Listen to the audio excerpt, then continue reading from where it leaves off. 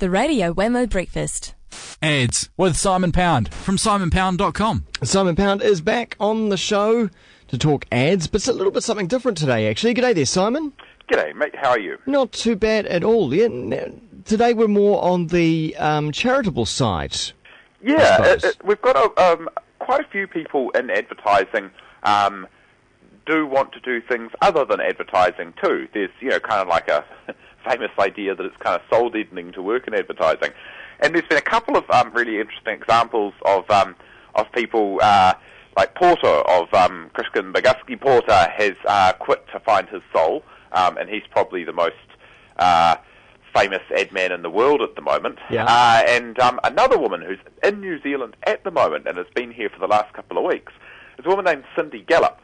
And she was the boss at BBH in New York. She took BBH from Europe to New York, set the agency up there, and led it to be an enormous place doing work for people like Levi's. And they launched Lynx X in the States, created the category. So a really interesting one. She was the Advertising Woman of the Year in 2003. So she was really big bickies. And then in 2005, she had a kind of evaluation of her life, and decided that she wanted to do something to give back a bit. And that's so much easier to do once you've made your money in the business, eh? I think part of it's money, but part of it's influence. Like, if you're quite well connected, and because everything takes money, and in order to get money to do good work, you need to be connected to the kind of people that can give it out. And they are very, very senior people in brands. They're very, very senior people in government. You need to be kind of big bickies.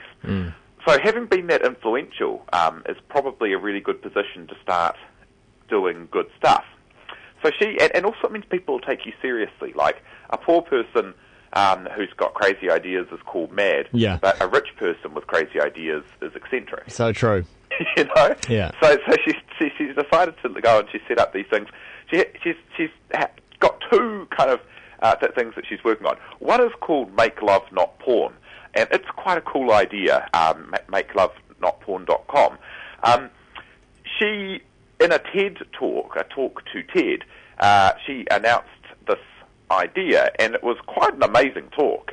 In just 4 minutes, it's available on the TED website. Right. She went through, and she's an amazing speaker, she went through the idea that as an older woman, she dates younger men, and she has found through her experience that younger men's view of sex has changed since she was a young woman, and she believes it's because of hardcore porn, and the way that they were getting down with her and the things they wanted to do were very different than things were before people started watching porn.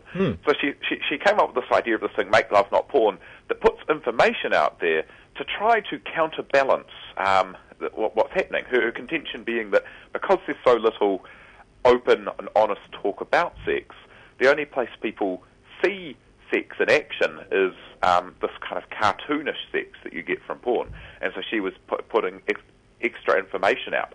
And it's a really interesting site and a really interesting idea. But the thing that she's in New Zealand for is this thing called IfWeRanTheWorld.com.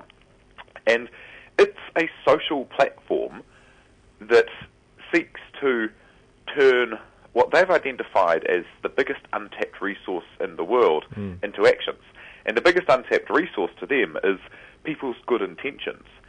In that people say that they want to do stuff and they feel, oh, that's awful, why is the world like this? But then they do nothing. I'm sure most of the people who boycotted BP last week have forgotten about it. And I'm sure that all of them probably would have been much better off boycotting Shell anyway, because Shell's the worst company. But, in my opinion, people's good intentions very rarely gets translated into actions. And so she set up this thing called If We Ran the World, where big actions are broken down into many micro actions, and then they are distributed amongst people in quite a public forum, so it can be seen by other people whether you have been delegated or passed on a task, whether you've accepted it and whether you've done it. Because people say this all the time, don't they? If I ran the world, things would be different. Yeah, and the idea is if we ran the world, it could be different. Yeah. it's quite a nice idea, and the idea of micro-actions is quite nice, and it works quite well. So she's come over to New Zealand. A friend of mine, a guy called Tim Gregory, who used to work at DDB, he got excited by this idea because he's been working in that kind of socially responsible advertising sphere for a while.